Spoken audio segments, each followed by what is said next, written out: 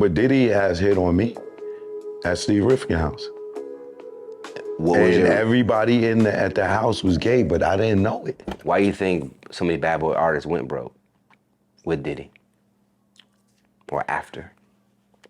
Well, you got to remember, this is Diddy career really started like 91, 92. A lot of us wasn't even educated about the music business then. You know what I'm saying? And then you got to think, even the Locks, they was kids. Mm-hmm.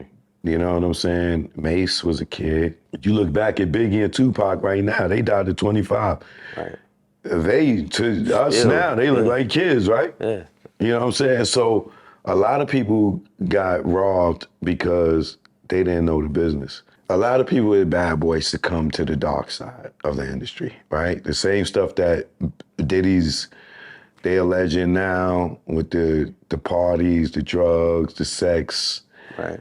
A lot of people fell victim to that, right? Because that was their lifestyle. Now, when we was younger, we wasn't paying attention.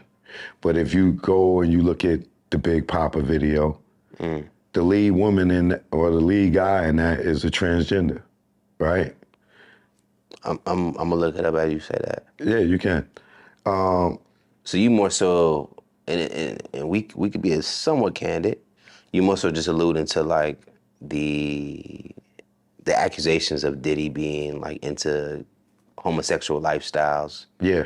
That energy of hip hop that has always been seen as taboo, and we could never verify it because none of us were on the inside. Right. Well, I was. But I was gonna ask you. So you've seen this firsthand. Yeah, I've never seen like orgy, but Diddy has hit on me at Steve Rifkin's house. Everybody at the house was gay, but I didn't know it until I really paid attention and looked around at my surroundings. I'm like, oh shit. Right. Like, what's going on? That sounds like Exhibit's story, because Exhibit had a story like that. They went to Miami. Nah, but he went to a club. Right. I went to Steve Rifkin's house. Right. It was after a BET Awards, we went to an after party. Right.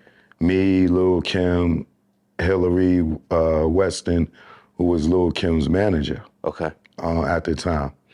And we go to the after party, we run into Diddy, and Diddy tells us to come meet him he tells them, not me, he tells Kim and them, yo, come meet me at Steve Rifkin's house. And we all go over to Steve Rifkin's house. And while we there, there was another executive that been making passes at me a lot in the entertainment industry. He shows up. For context, what does that look like? Because they're not gonna be that bold, are they? What do you mean? Is it like, you know how if you shoot a shot at a woman, it could be either very direct or very subtle? It's very direct. Okay. Not trying to grab a nigga nuts, but you know when someone is attracted to you, male, female. Okay. I don't give a f*** is a dog, and he humping on your leg. Right. You know the motherfucker horny. Okay. You know what I'm saying? So, it was definitely obvious. Like, you know what I'm saying? Especially in hindsight. You know what I'm saying? Okay. So that lifestyle exists within the industry, right? We've heard it, and it is a fact, brother. It's a fact. From sports players, singers,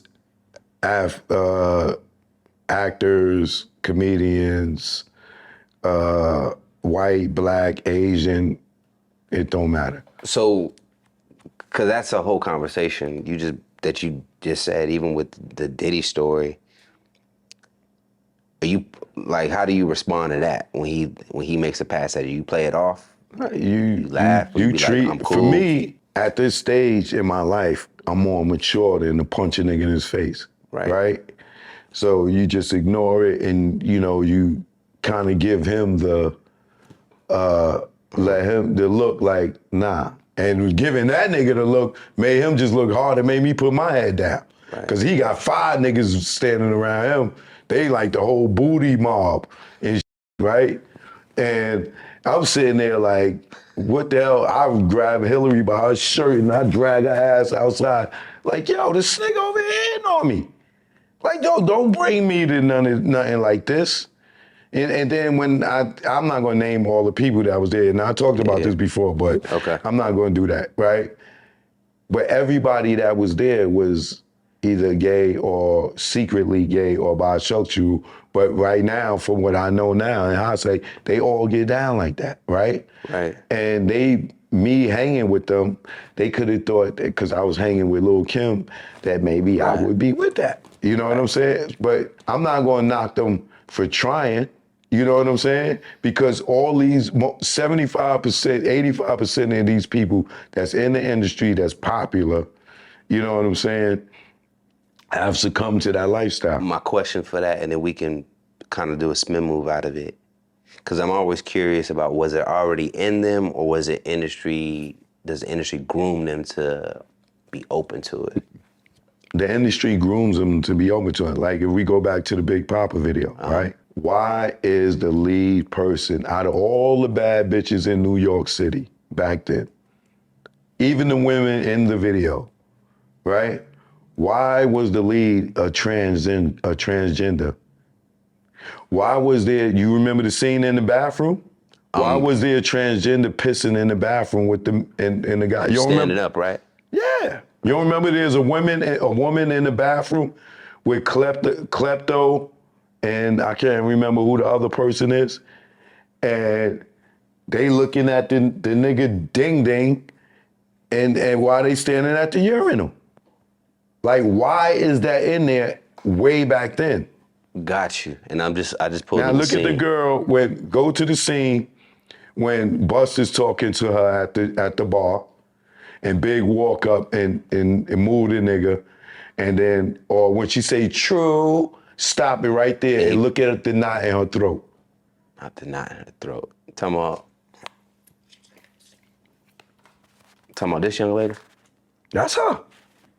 Look at her, zoom in on the throat.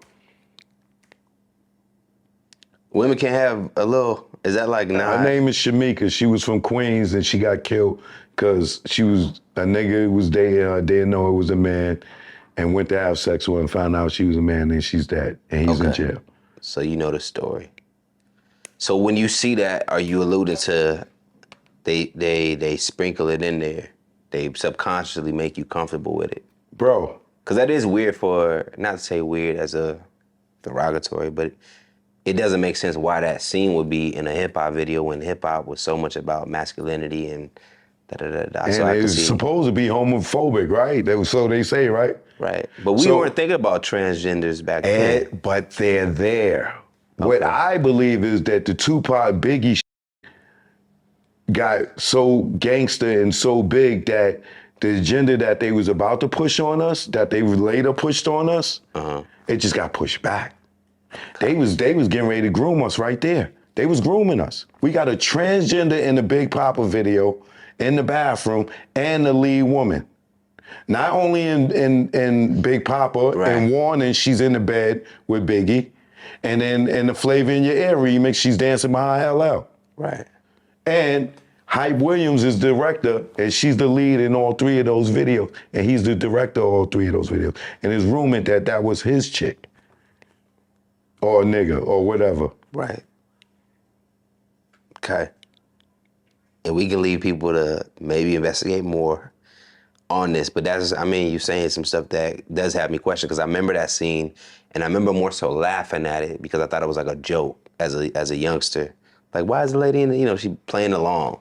I didn't think I didn't think about it now in hindsight. Right, and see, and they was grooming with us. They was trying to groom us as a culture. Because right now, when you think of the LGBTQ community, who you think about? I do think about us. Black people. Yeah, because they.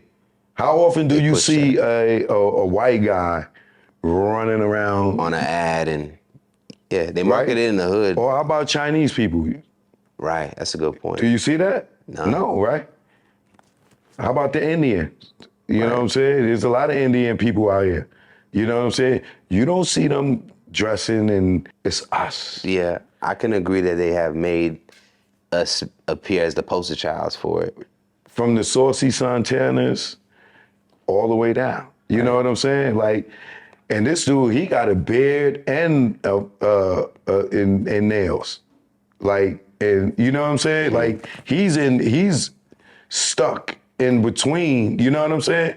And that's his thing. But for us as black people, it seems like the black women, they love it when we've super feminine. Right. You know what I'm saying? And then they say it ain't no black men in the house. The black man, the black woman is the most unprotected, right? Well, y'all are encouraging the black men to be women. All right, well, I hope you enjoyed this teaser. You can watch the full interview right now at hypersclub.com, along with more behind the scenes and additional content.